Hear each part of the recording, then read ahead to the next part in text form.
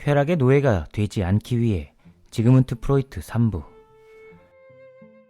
어느 날 프로이트는 18개월 된 손자 할버슈타트의 놀이를 관찰합니다. 할버슈타트는 엄마를 애착했지만 엄마가 잠깐 자리를 비워도 울지 않는 아주 착한 아이였죠. 엄마가 없을 때면 할버슈타트는 혼자 수수께끼 같은 놀이를 했습니다. 나무 실패를 커튼이 쳐진 요람 가장자리 너머로 던지며 오오오 하는 소리를 내고는 다시 실패를 잡아당겨 행복하게 거지라고 외치고는 실패가 자기 앞에 재등장하는 것을 환영하며 깔깔 웃는 놀이입니다. 일명 있다 없다 놀이로 알려진 이 행위의 정체는 무엇일까요? 아이는 왜 인형을 던져버리고 다시 그 인형을 소환시키며 엄마의 이별을 달래고 있는 것일까요?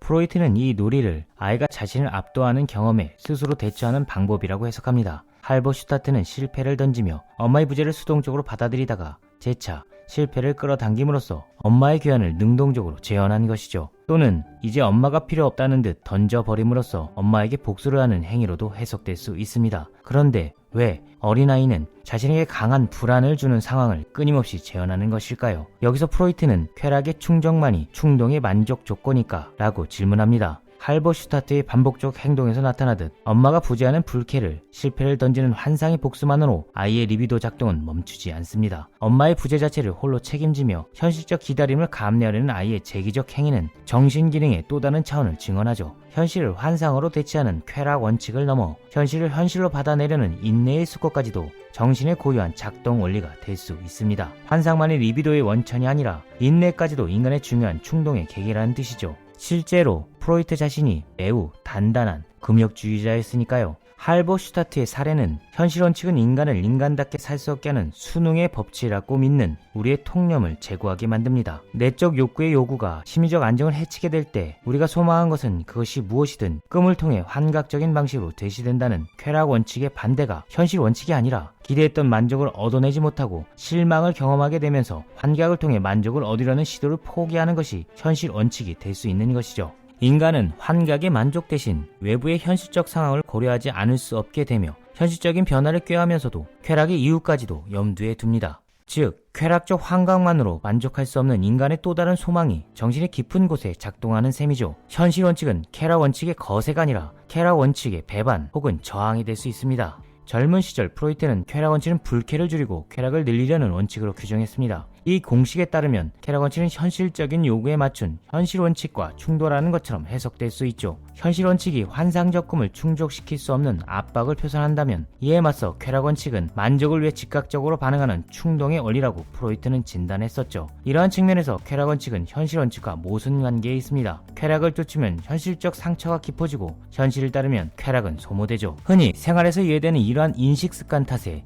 우리는 현실적 선택이 보수적인 삶의 특성이고 쾌락적인 것에 무게를 두는 결단이 진보적인 삶이라는 상식과 마주합니다. 현실적인 선택을 강조하는 사람들의 품성은 대부분 보수적인 경향을 갖는다고 우리는 알고 있다고 믿고 있죠. 그러나 쾌락 원칙은 우리의 인식 습관처럼 혁신적이거나 진보적이지 않습니다. 오히려 보수적인 특징이 강하죠. 쾌락을 추구하는 동시에 불쾌를 회피하는 쾌락 원칙의 기본 원리에 그 원인이 있습니다. 가령 여기 쾌락을 약속하는 코카인이 있다고 상상해봅시다. 코카인은 사회에서 금지된 약물이기에 쾌락을 획득하려면 법을 어겨 사회적인 한계를 추월해야 하죠. 추월은 위반이고 위반은 곧 처벌이기에 쾌락을 약속하던 욕망의 대상이 현실의 압력과 만나면 불쾌의 대상으로 전환됩니다. 쾌락 원칙은 새롭게 생겨난 이 불쾌로부터 도피하기 위해 금지된 대상을 포기할 수밖에 없죠. 현실적 금기에 저항하지 못하고 급박하게 자제하는 것이 쾌락 원칙의 다른 측면입니다. 라캉은 쾌락 원칙을 너무 많은 쾌락을 피하고자 하는 원칙이라 설명합니다. 치열한 향락이나 놀라운 희열로까지 승화되지 못하고 사회가 인정하는 한계 내에 만족하는 미지근한 쾌락 지구가 쾌락 원칙인 것이죠. 따라서 쾌락 원칙은 위반과 만족의 원칙이 아니라 포기와 순응이 원칙일 수 있습니다. 쾌락 원칙은 관성의 충동을 반복해 금지된 대상의 위험으로부터 자신을 보호하는 역할로 기능하죠. 사회체제를 바치는 기득권을 유지할 수 있도록 쾌락 원칙은 이용될 수 있습니다.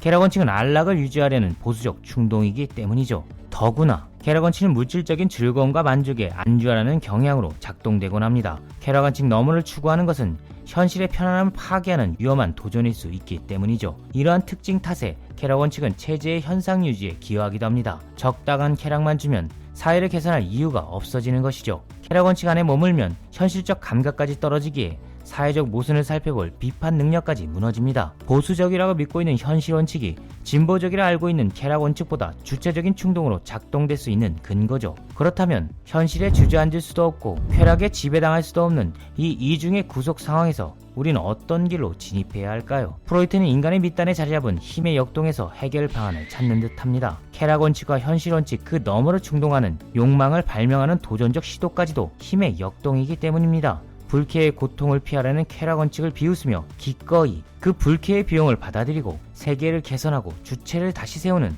아직 원칙이라고 명명할 수 없는 발명의 길에 인간은 들어설 수 있습니다. 프로이트가 할버슈타트에게서 발견한 문제의식이 여기에 있죠. 실패를 던지고 다시 돌아오기를 반복하는 할버슈타트의 행위 속에는 쾌락 원칙 안에 머무는 것이 아니라 현실 원칙으로 자신을 개선하고 다시 현실 원칙을 위배해 새로운 원칙을 세우려는 힘의 역동이 있습니다. 어린아이는 쾌락과 현실의 위태로운 역설적인 상황을 환상적 놀이로 재구성하는 학습되지 않은 거의 본능적인 능력을 장착하고 있죠. 위안과 만족의 보수적 생활 방식이 어린아이들에겐 익숙하지 않으니까요. 인간에겐 불쾌의 고통으로부터 도주하려는 쾌락 원칙의 수능뿐 아니라 그 고통을 강박적으로 되풀이하면서 다른 현실을 창안해내는 충동 또한 있습니다. 고통이 없으면 의미도 없기 때문이고 고통을 받아들이면서 느끼는 현실의 세부가 환상적 가상보다 매력적이기 때문이죠.